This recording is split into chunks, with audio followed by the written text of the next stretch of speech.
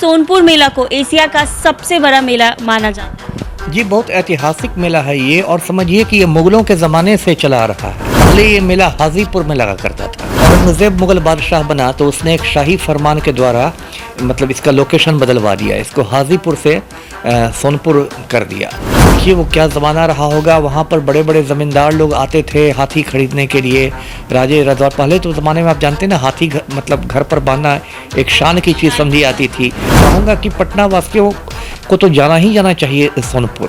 बच्चों के लिए बहुत सारी ज्ञानवर्धन की बातें भी है, ऐतिहासिक चीज़ें, बहुत सारी चीज़ें। नमस्कार, आप देख रहे हैं NBC 24 और मैं हूं आपके साथ मानसी। पूरे एशिया का सबसे बड़ा मेला सोनपुर मेला को माना जाता है। सोनपुर मेला बिहार के सारण जिले में हर साल ठंड के मौसम में लगाई जाती है। इस बार भी सोनपुर मेले की शुरुआत हो गई है। 25 नवंबर को सोनपुर मेला का उद्घाटन हुआ था। आपको बता दें कि सोनपुर मेले की बहुत सारी खासियत है। वहां पे एनिमल्स के बाजार लगते हैं और सबसे बड़ी बात तो ये है कि सोनपुर मेला में डांस होता है, जिसमें लड़कियां आके डांस करती हैं। उसकी कई सारी बातें जो है काफी ज्यादा वायरल होती रहती है।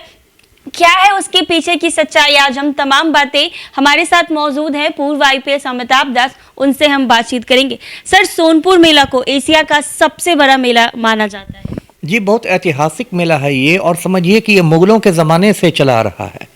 और दर्शकों को शायद नहीं मालूम होगा, पहले ये मेला हाजीपुर में लगा करता था, है ना, मतलब आप कहिए गंडक के इधर। और उसके बाद जब औरंगज़ेब मुगल बादशाह बना तो उसने एक शाही फरमान के द्वारा मतलब इसका लोकेशन बदलवा दिया, इसको हाजीपुर से सोनपुर कर दिया। तो तभी औरंगज़ेब के गए भी कई सौ साल हो गए हैं, तो कई सौ साल से सोनपुर में ही लग रहा है।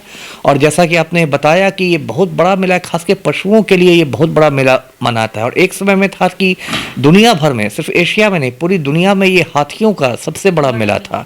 और यहाँ जब हाथी आते थे बिकने के लिए, और सोचिए वो क्या ज़माना रहा होगा। वहाँ पर बड़े बड़े ज़मींदार लोग आते थे हाथी खरीदने के लिए, राजे रजवाड़। पहले तो ज़माने में आप जानते हैं ना, हाथी मतलब घर पर बांधना एक शान की चीज़ समझी आती थी। आज तो जैसे कोई महंगी कार खरीद लेता है, मर्सिडीज, उसको शान की बात समझता है, फरारी खरीद लेता है, उसको समझता है। तो उस ज़माने में किसी के दरवाज़ा पर यदि हाथी बंधा रहता तो वो शान की बात होती थी। तो लोग ज़मींदार लोग आते थे, राजे महाराजे आते थे, और फिर वन विभाग के लोग भी आते थे, क्योंकि फॉरेस्ट डिपार्टमेंट में भी हाथियों का बहुत कम होता है लकड़ी वकड़ी खींचने के लिए। तो बहुत बड़ा मेला लगा था। फिर घोड़ों का मेला रहता था। घोड़ों का मेला तो अभी भी लगता है, लेकिन घोड़ों का मेला लगता था, हाथियों का, मवेशियों का मेला लगता था। एक से एक गाय आती थी, एक से एक अच्छी नस्ल की गाय भैंस वगैरह आती थी। और मतलब उसका एक अलग समझिए कि एक मेले का रुतबा था। और मैं बता दूं कि इसका थोड़ा धार्मिक महत्व भी है। वैसे मैं खुद तो धार्मिक व्यक्ति हूं नहीं, लेकिन मैं दर्शकों को बता दूं कि धार्मिक महत्व है, क्योंकि वहाँ एक हरिहर नाथ मंदिर है। और वहाँ कहा जाता है कि मतलब गज को, यानी हाथी को, जब मगरमच्छ खींचने लगा था तो हाथी ने मतलब प्राण बचाने की गुहार लगाई थी, तो विष्णु भगवान खुद दौड़े दौड़े पहुँचे थे। तो वो हरिहर नाथ का मंदिर है। और ये मेला जो होता है वो कार्तिक पूर्णिमा के समय शुरू होता है। तो अभी जैसे 27 नवंबर को कार्तिक पूर्णिमा हुआ, तो उसके 1-2 रोज़ पहले मेला शुरू हुआ। हाँ, और उस समय बहुत ज़्यादा भीड़ भी होती है वहाँ, गंगा गंडक सब में मतलब लोग, लाखों लोग आते हैं स्नान करने के लिए।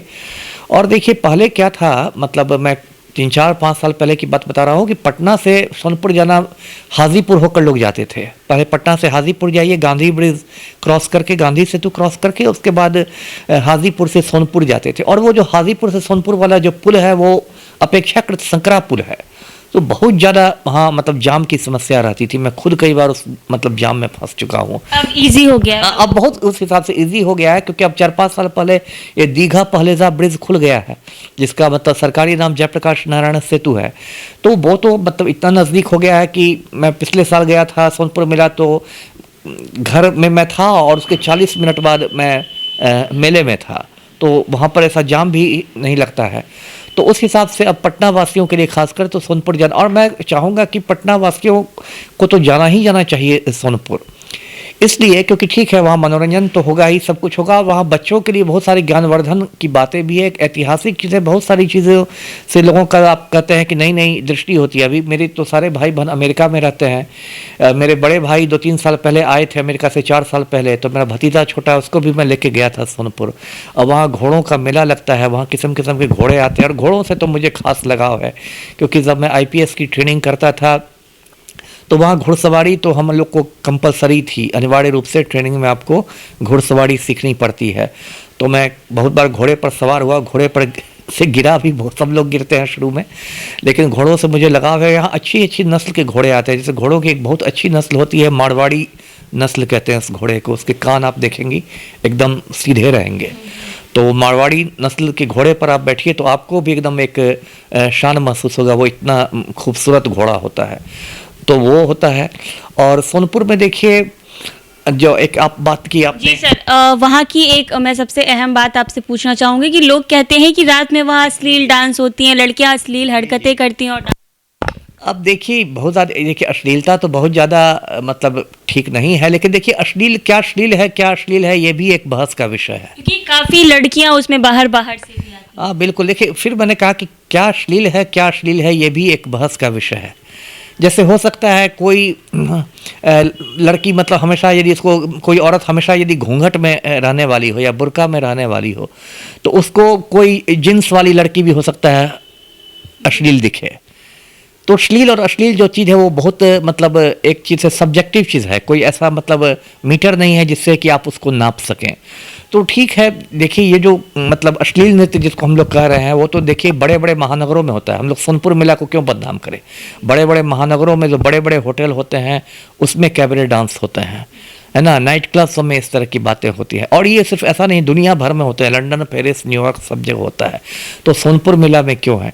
ठीक है, ये यदि मान लीजिए कोई कानून व्यवस्था की ऐसी स्थिति नहीं आती है तो ठीक है, वो मतलब मैं ये नहीं कहता कि उसको प्रोत्साहित किया जाए, लेकिन उसको रोकना भी मैं कह रहा हूँ कि बहुत कठिन है।